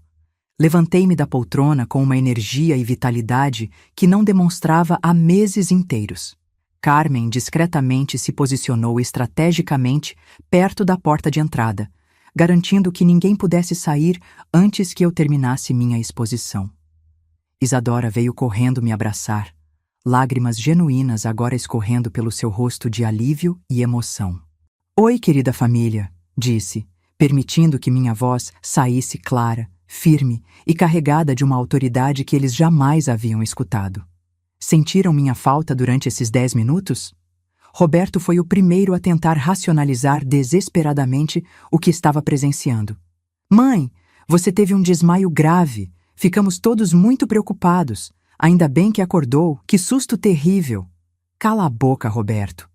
O tom absolutamente gelado da minha voz cortou suas mentiras improvisadas pela metade como uma lâmina afiada. Era a voz que eu usava na sala de aula quando pegava uma criança colando deliberadamente na prova. Mas agora não era trapaça escolar. Era tentativa premeditada de assassinato. Vocês três, disse, apontando sequencialmente para Paula, Roberto e Márcia, vão se sentar imediatamente naquele sofá e não vão sair de lá até eu terminar completamente de falar. Mãe, você está confusa. Teve um episódio sério. Precisa se acalmar e descansar. Tentou Márcia com sua voz profissional de advogada experiente. Eu disse para se sentarem agora. O grito ecoou pela casa inteira, com uma força que fez até os adultos se sobressaltarem. As crianças pararam instantaneamente de chorar, assustadas com aquela versão da vovó que jamais haviam testemunhado. Meus 3 filhos se sentaram obedientemente como crianças castigadas na escola. Os cônjuges, Carlos, Lúcia e Sérgio, ficaram em pé, claramente sem compreender o que estava acontecendo, mas sentindo a tensão elétrica no ar. Carmen, chamei formalmente. Por favor, traga todos os documentos que preparamos. Minha amiga farmacêutica abriu uma pasta volumosa que havia trazido e começou a espalhar sistematicamente papéis na mesa de centro. Laudos de laboratório oficiais, cópias dos meus exames médicos reais, resultados detalhados das análises do chá venenoso, transcrições das conversas gravadas que Isadora havia registrado. Durante os últimos 2 anos completos, comecei, andando pela sala como durante minhas aulas mais importantes. Vocês me alimentaram sistematicamente com veneno. Arsênico, digitálicos e outras substâncias altamente tóxicas, cuidadosamente misturados num chá que vocês diziam ser medicinal. Paula tentou interromper desesperadamente. Mãe, isso é completamente absurdo e impossível. Quieta! Minha voz ecoou novamente com autoridade absoluta. 2 anos inteiros de arsênico para simular artificialmente sintomas de um câncer que eu nunca tive. 2 anos de consultas teatrais com um médico fantasma, o tal Dr. Henrique Ramos, que nem oncologista real é. Peguei os exames médicos verdadeiros e os joguei dramaticamente sobre a mesa. Estes são meus exames reais e originais de 2 anos atrás. Não havia nenhum câncer, nunca houve doença alguma. Apenas uma pequena inflamação no pâncreas, completamente normal para minha idade e facilmente tratável com dieta e anti-inflamatório básico. Vocês forjaram criminosamente um diagnóstico terminal para me assassinarem lentamente e ficarem com os 2 milhões do seguro de vida. O silêncio agora era absolutamente ensurdecedor. Até as crianças haviam parado de se mexer, tentando processar o que estavam ouvindo com suas mentes jovens. 500 mil reais para cada um dos 4 cúmplices, continuei metodicamente. Paula, Roberto, Márcia e o falso doutor Henrique. 2 milhões de reais divididos igualmente entre 4 assassinos profissionais. Carlos, o genro, foi o primeiro a reagir com o horror. Paula, pelo amor de Deus, me diz que isso não é verdade. Me diz que você não seria capaz... Minha filha não conseguiu responder. Apenas olhava fixamente para o chão, as mãos tremendo visivelmente de forma descontrolada. Roberto tentou uma última cartada desesperada. Mãe, a senhora está delirando completamente. Isso é sintoma claro da progressão da doença mental. Que doença, Roberto? A que nunca existiu. Peguei o resultado científico da análise do chá e mostrei para todos na sala lerem. Aqui está a prova laboratorial do que vocês me davam religiosamente todos os dias. Veneno puro e simples, cientificamente calculado para me matar em 2 ou 3 anos no máximo. Lúcia, esposa de Roberto, ficou instantaneamente pálida. Roberto, me olha nos olhos e me diz que isso não é verdade. Me diz que você jamais faria uma coisa dessas com sua própria mãe. Não é bem assim. Roberto gaguejava desesperadamente, incapaz de formular qualquer resposta coerente. Foi então que olhei para as crianças, meus netos inocentes que estavam assistindo à destruição completa e definitiva da família que conheciam. João e Pedro, os gêmeos, olhavam para o pai com uma mistura devastadora de horror e descrença absoluta. Camila chorava agarrada no pai, Sérgio, que estava em choque total e completo, e Isadora, minha pequena heroína corajosa que havia me ajudado a descobrir toda a conspiração, agora testemunhava sua mãe sendo publicamente exposta como uma assassina calculista. Crianças, disse-me dirigindo carinhosamente aos meus netos, venham todos aqui perto da vovó. Eles se aproximaram cautelosamente. Isadora veio correndo imediatamente, mas os outros hesitaram compreensivamente. Vocês precisam entender uma coisa absolutamente fundamental. Nada do que descobriram hoje muda nem diminui o amor imenso que sinto por cada um de vocês. Vocês não fizeram absolutamente nada de errado. Vocês são completamente inocentes em toda essa situação terrível. Vovó, João perguntou, a voz tremendo de emoção. O papai realmente tentou te matar por dinheiro? A pergunta mais difícil da minha vida inteira. Como responder isso honestamente para um adolescente sobre o próprio pai? Sim, João. Seu pai, sua tia Paula e sua tia Márcia fizeram escolhas muito erradas e criminosas. Mas isso não significa necessariamente que eles não amam vocês. Pessoas às vezes fazem coisas terríveis e inexplicáveis quando são dominadas pela ganância. Mas a vovó vai ficar bem agora? Perguntou Camila com sua voz infantil. Vou sim, meu amor. A vovó vai ficar completamente bem. Foi quando Paula finalmente conseguiu falar, a voz totalmente quebrada. Mãe, nós não queríamos que fosse assim tão sofrido. Não queríamos que você passasse por dor desnecessária. Não queriam que eu sofresse? A raiva que havia contido e controlado por semanas finalmente explodiu como um vulcão. Vocês me envenenaram sistematicamente durante 2 anos completos. Me fizeram acreditar que estava morrendo de câncer. Me roubaram 2 anos preciosos da minha vida. O dinheiro, a gente estava desesperado. Precisava muito do dinheiro. Choramingou Roberto patetically. Precisavam? Precisavam de quê? Levantei da cadeira, caminhando até ele com fúria controlada. Roberto, você é contador formado, tem uma profissão respeitável, ganha bem. Márcia é advogada estabelecida em Brasília, tem uma vida confortável. Paula é enfermeira há mais de 20 anos no mesmo hospital. De que dinheiro desesperado vocês precisavam que valesse assassinar a própria mãe? Márcia finalmente quebrou emocionalmente. As dívidas. Tenho dívidas enormes e impagáveis em Brasília. Investimentos especulativos que deram completamente errado, empréstimos bancários que não consegui honrar. E você, Roberto? A empresa está falida, mãe. Tenho dívidas gigantescas na Receita Federal, com fornecedores, com bancos. Ia perder absolutamente tudo. E você, Paula? Minha filha mais velha demorou eternamente para responder. Quando finalmente o fez, sua voz era apenas um sussurro envergonhado. Eu tenho vícios em jogos online. Perdi muito dinheiro. Centenas de milhares de reais. Ali estava a verdade sórdida e patética. Eles haviam decidido friamente me assassinar para resolver problemas financeiros causados por irresponsabilidade pessoal, vícios destrutivos e má gestão completa de suas vidas. E vocês realmente acham que isso justifica homicídio premeditado? Não era bem assassinato, mãe, disse Roberto, ainda tentando minimizar criminalmente. Você ia morrer naturalmente de qualquer forma em alguns anos. Nós só aceleraram drasticamente o processo? Minha voz saiu como um rugido de fera ferida. Roberto, você está ouvindo a monstruosidade do que está falando? Foi quando Carmen se pronunciou profissionalmente. Talvez seja o momento de chamarmos oficialmente a polícia. Não, respondi imediatamente, surpreendendo todos. Ainda não. Todos me olharam completamente confusos. Vocês querem saber o que realmente vai acontecer a partir de agora? Perguntei, voltando a andar pela sala com autoridade. Primeiro, cancelei completamente o seguro de vida há 3 meses, quando comecei a desconfiar seriamente de vocês.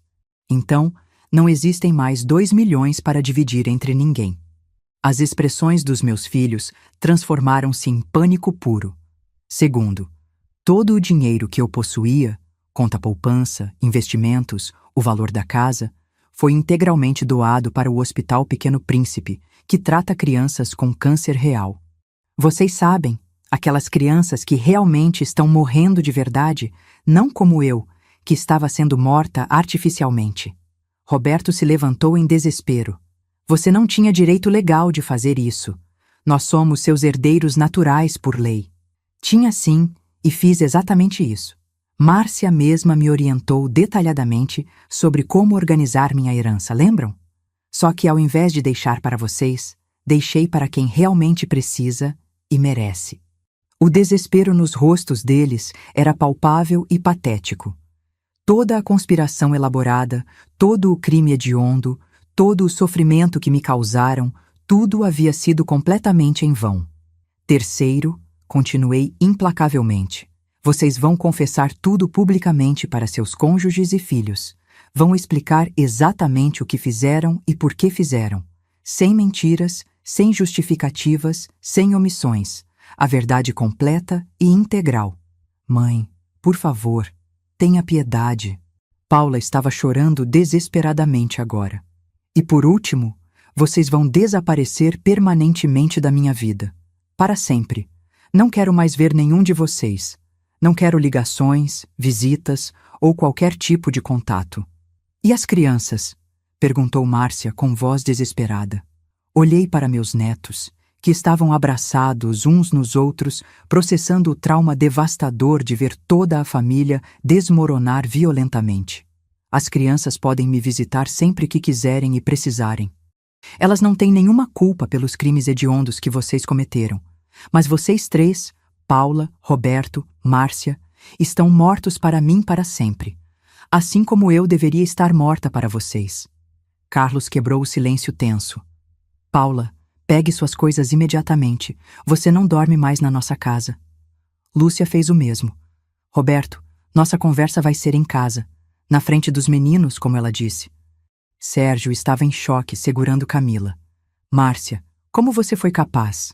Como você pôde fazer isso com sua própria mãe? Era doloroso, mas absolutamente necessário assistir. Eles precisavam enfrentar todas as consequências dos próprios atos criminosos. Vocês têm exatamente 1 semana para sair completamente de São Paulo, anunciei finalmente. 1 semana para resolver suas vidas patéticas longe de mim. Se eu vir qualquer um de vocês depois desse prazo, aí sim vou diretamente à polícia, com todas as provas que tenho. Mas mãe, Paula tentou uma última vez, nós somos sua família de sangue. Família? Ri amargamente. Família verdadeira não envenena a família por dinheiro, Paula. Vocês são apenas estranhos que compartilham acidentalmente meu DNA. Nada mais que isso. 1 a 1, eles saíram da sala cabisbaixos. Roberto primeiro, completamente derrotado. Márcia depois, carregando sua maleta inútil de documentos. Paula, por último, olhando para trás como se esperasse que eu mudasse de ideia por misericórdia. Não mudei. Nem 1 milímetro. Quando a casa finalmente se esvaziou, sobraram apenas eu, Carmen, Isadora e meu genro Carlos. Carlos veio até mim com lágrimas genuínas nos olhos. Madalena, eu juro por tudo que é sagrado que não sabia de absolutamente nada. Se soubesse... Eu sei disso, Carlos. Você sempre foi um homem bom e honesto. E vai continuar sendo um pai maravilhoso para Isadora. Minha neta me abraçou com força. Vovó, você foi a pessoa mais corajosa do mundo. Nós fomos corajosas, meu amor. Você me ajudou a descobrir tudo desde o início. Foi minha verdadeira heroína nessa história terrível. Naquela noite, sozinha pela primeira vez em 2 anos, sentei no jardim entre minhas orquídeas queridas. As plantas que haviam testemunhado silenciosamente o início de toda essa descoberta, agora presenciavam meu recomeço definitivo. Aos 72 anos, eu havia perdido 3 filhos biologicamente, mas havia salvado minha própria vida e minha dignidade. Havia descoberto da pior forma possível que o amor familiar pode ser uma ilusão perigosa, mas que a coragem e a inteligência podem surgir nos momentos mais improváveis e necessários. Nos meses seguintes, cada um dos meus filhos enfrentou suas consequências pessoais. Paula foi demitida sumariamente do hospital quando toda a história veio à tona publicamente. Roberto teve sua empresa investigada minuciosamente pela Receita Federal e foi preso por sonegação. Márcia perdeu definitivamente sua licença para advogar quando o caso chegou ao conhecimento da Ordem dos Advogados de Brasília. O falso Dr. Henrique simplesmente desapareceu sem deixar rastros. Provavelmente já estava aplicando o mesmo golpe elaborado em outra família vulnerável, em outra cidade distante. Mas as crianças... as crianças foram minha redenção completa. João e Pedro começaram a me visitar regularmente, fugindo da atmosfera pesada e constrangedora da casa do pai. Camila me ligava todas as semanas de Brasília, contando sobre a escola e os amigos. E Isadora se tornou minha companheira constante, minha cúmplice oficial em aventuras muito menos perigosas, mas igualmente emocionantes. 6 meses depois da minha morte e ressurreição dramática, recebi uma carta registrada de Paula. Ela estava morando em Curitiba, trabalhando como cuidadora particular de idosos, fazendo tratamento para o vício em jogos. A carta pedia perdão desesperadamente, explicava arrependimento profundo, implorava por uma segunda chance de reconstruir nosso relacionamento. Rasguei sem terminar de ler. Não porque não fosse capaz de perdoar eventualmente, mas porque algumas feridas são profundas demais para cicatrizar completamente. Algumas traições são graves demais para serem esquecidas ou relevadas. Durante 4 décadas como professora, ensinei milhares de crianças sobre consequências inevitáveis, sobre como nossas escolhas determinam inexoravelmente nosso futuro, sobre responsabilidade pessoal e ética fundamental. Agora, finalmente, havia dado minha lição mais importante e definitiva, para meus próprios filhos adultos. 1 ano depois da minha morte e ressurreição, Carmen e eu estávamos tomando café na varanda quando ela perguntou: "Você se arrepende de alguma coisa do que fez?" Pensei cuidadosamente antes de responder, observando Isadora brincando no jardim com as orquídeas que continuavam florescendo. Me arrependo amargamente de ter criado 3 pessoas capazes de assassinar a própria mãe por dinheiro. Me arrependo de não ter enxergado os sinais de caráter antes. Me arrependo de ter exposto as crianças inocentes a tanto trauma desnecessário. Mas não se arrepende de ter se vingado da forma como fez? Vingança? Ri, tomando um gole do café. Carmen, eu não me vinguei de ninguém. Eu me salvei. E provavelmente salvei outras famílias futuras de passarem pelo que passei. Como assim? O dinheiro que doei para o hospital? Eles criaram um programa específico de apoio integral para famílias de crianças com câncer.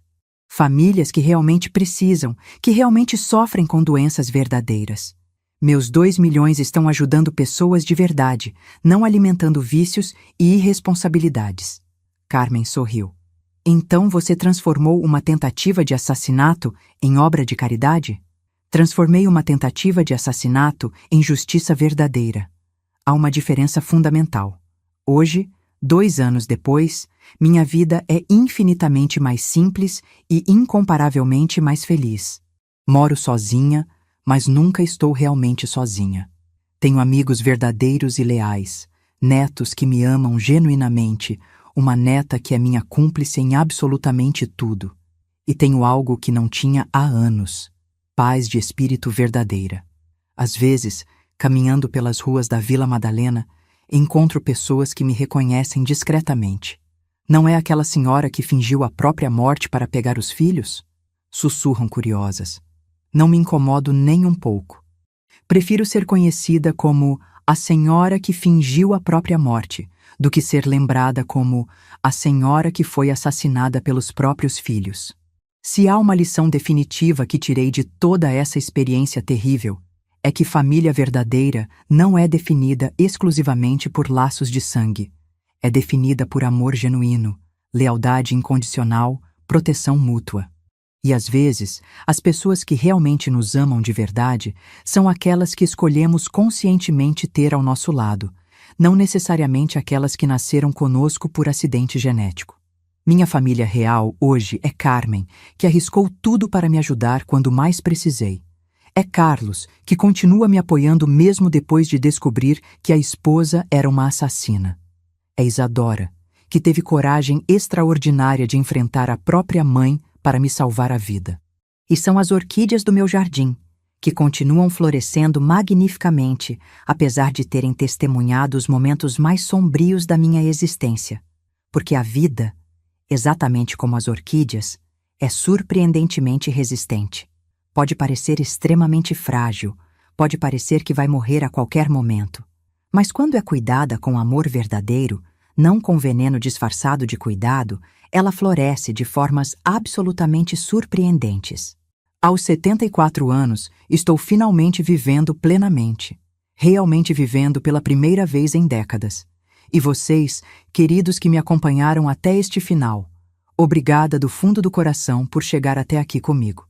Se essa história te tocou de alguma forma profunda, lembra sempre que família verdadeira é aquela que te protege incondicionalmente, não aquela que te destrói por interesse.